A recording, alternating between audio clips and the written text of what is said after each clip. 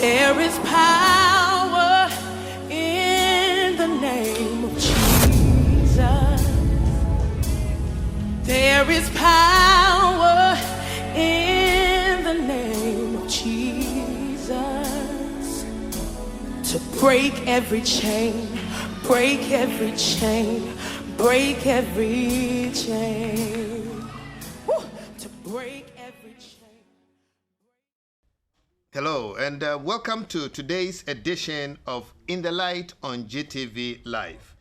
Today we are looking at the topic leadership and the followers, and we've captioned it the leader-follower relations. The leader-follower relations. No discussion on leadership is ever exhaustive. Every time you start talking about leadership, there is a new dimension that comes in, and every speaker or teacher or consultant on leadership comes with his own unique dimension to the discussion on leadership. For some weeks now, we've been trying to consider the subject from several aspects, and today we want to focus on the leader and the led, or the leader and the follower. We want to look at what different kinds of followers there are. The question is, does a leader need a special kind of followers in order for him to succeed? Do we always have to blame a leader when things don't seem to go the way they should?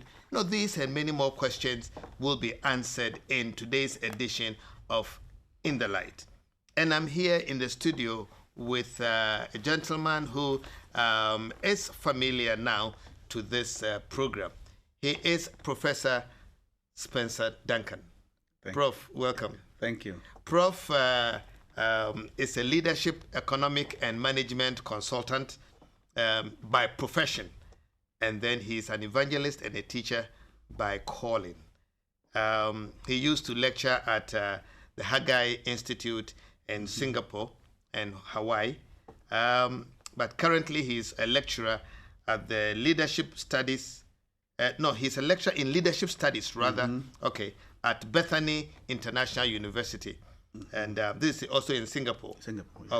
Okay. But he's also an adjunct lecturer at GIMPA and the president of the International Leadership Development Institute in Ghana and then in Europe.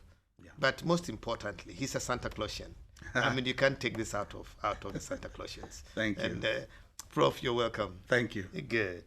We are looking at the issue of the leader-follower relations.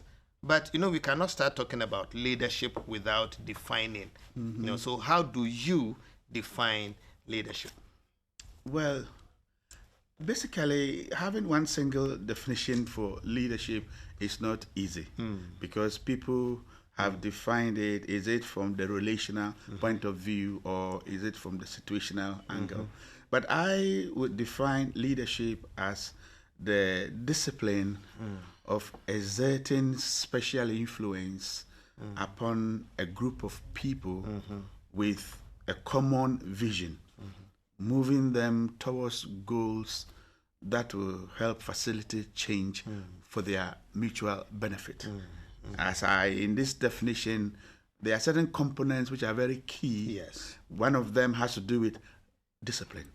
Leadership involves discipline. 2, leadership involves exerting special influence. I was going to talk Thirdly, leadership must have a team to operate with. Okay. Leadership must have a common vision. Leadership must be able to set goals. And leadership must be able to facilitate change so that people can understand and follow the change to the end that it to be beneficial to everybody. So basically, leadership is influence. Leadership is basically influence. Yes. And then, of course, there is discipline involved. Yes. There is a goal and to be attained. A vision to be accomplished. Yes. And so on. Now, talking about influence. Yes. How does one influence others? Basically, there are 3 C's I want to look at. Okay. The first one has to do with character. Okay.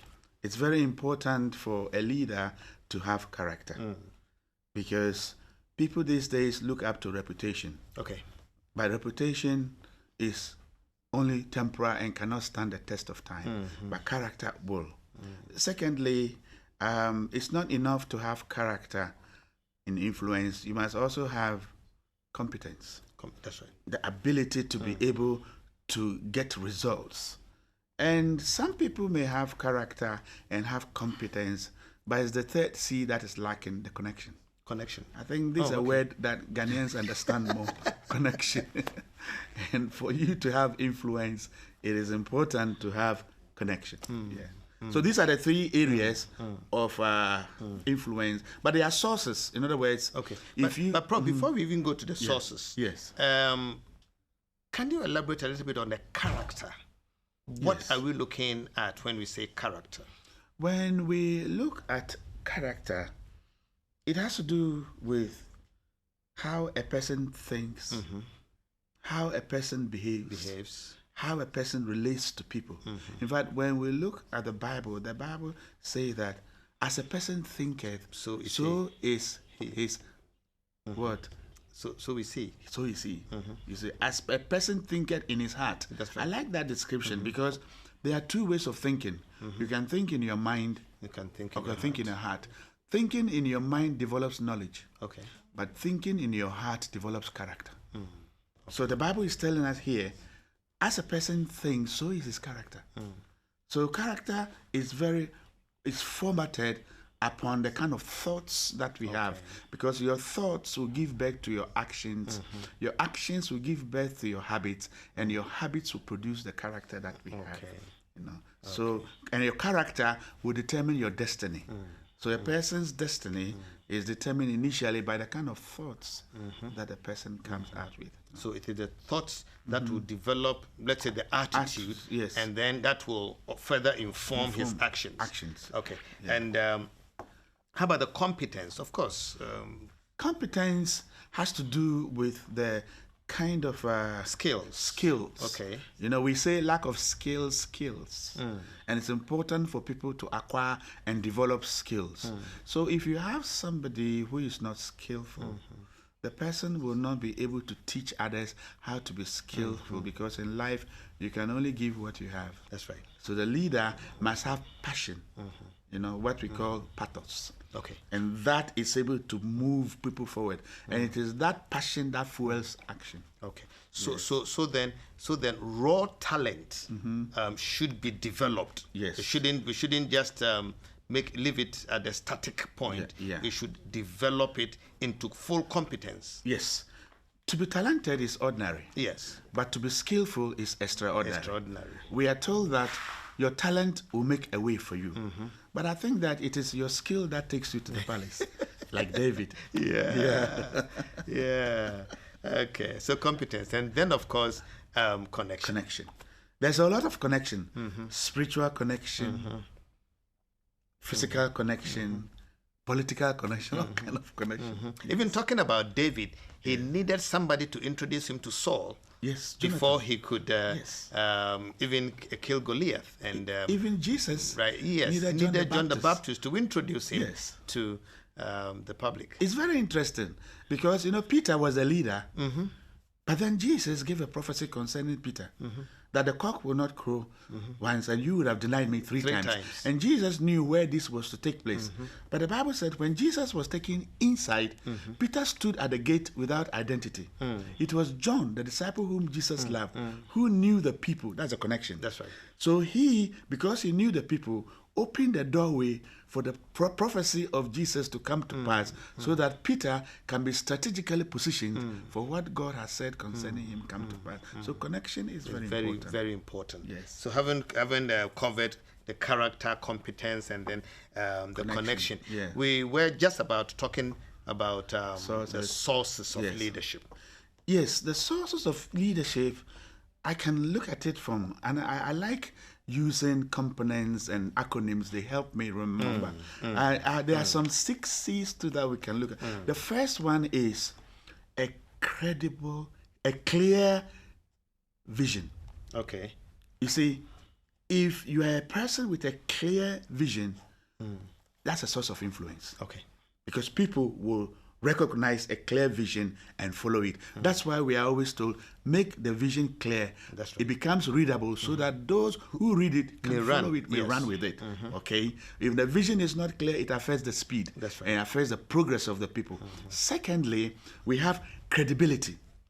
The credibility of the person. And at times, that might be a problem. Credibility means you must walk your talk. Okay. You know, people will first buy into you before they buy into your vision. So credibility is another source. You must stand tall. Yes, it's very true.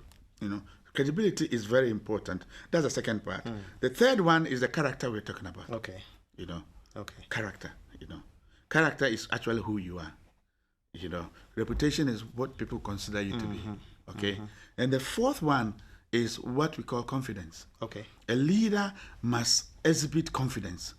When people see confidence in a person, it's like a magnet. It attracts them to it. And that is a key source of influence. Because if you need to hang your destiny around somebody, that person must exude some confidence. That's true. Otherwise, then where do you go? It's dangerous. And then fifthly, there must be the area, the C is commitment. Commitment. Okay. Commitment. You know. I mean, you will not want to commit yourself to something when the leader himself is not It's committed. not committed. Sometimes we have some things we keep saying. Are we committed to what we are saying? Or we are just saying it for saying sake? So people, they are real, they watch. So when they watch, they see. If you are committed to it, they will follow you. You know? Not mere rhetorics. No. And these days we hear a lot of mere rhetorics and people are not moved by that. But when they see you, the leader, becoming a role model, That's right. and you are committed to it, That's right. then they also will follow it. That's right. And the sixth one has to do with courage. Exactly. Okay. Courage. You know, taking the risk in the midst of opposition. And sometimes you need to have that stubborn, optimistic That's right. tendency to take something and stand for it. You know, and that's true leadership. So these six helps to show the sources of influence that a person can exude. So we just talked about clarity of vision. Yes. Credibility. Yes. Character. Yes. Confidence. Confidence. Commitment. And courage. Yes. Yes. That's an excellent one. But there's a person, of course, talking about competence. Does one need special skills in order to build people? Because as it were, to influence people. Yes, yes. You see, a leader will always work with people. And people are different. We have some people who are willing, but they are not capable. We have some people who are capable, but they are not willing. So as a leader, you must begin to ask yourself, how do I deal with such people? And you need different skills. For instance, if you have people who are willing, but they are not capable, you must be able to teach them. Equip so the them. teaching skills and the equip them, very important.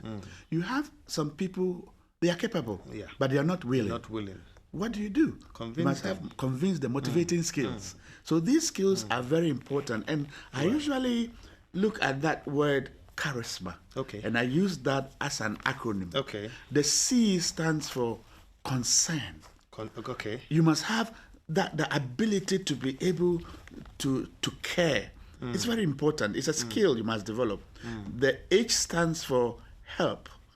The ability to reach out to people. Okay. The A stands for action. You know, how you'll be able, to produce. It's very important. And then we have the R, the results. Okay. The outcome of whatever you're doing. You need that kind of skill to be able to bring out those results. And then you have the I. The I stands for the influence we have been talking about. Your ability to be able to allow people to follow you, based on your positional and personal influence, okay? And then we have the S. The S stands for sensitivity. How sensitive are we to the needs of others? We live in a day and age, people tend to be selfish. They look more at themselves instead of others. Are we sensitive to the felt needs of people? Because as leaders, we must know that people are real and have needs. And once the felt needs of the people are met, there is always a change of allegiance. Okay. So that we must be sensitive to those needs. The M stands for motivation. Okay. We must have that motivational skills to be able to approach discouraged people, frustrated people. And then the A stands for affirmation. Okay. We must affirm the gifts and the qualities of people and make them to help in the organization, in the church, or in nation building. So as a leader, you must have these as your at the fingertips to be able to encourage and bring others up. Prof, you know what? Let's go back to this acronym, charisma, Yeah. and look at them again in the light of leadership in the church. Okay. And then also, if you can add specifically leadership in the nation. Okay. So we're looking at ecclesiastical leadership and political leadership.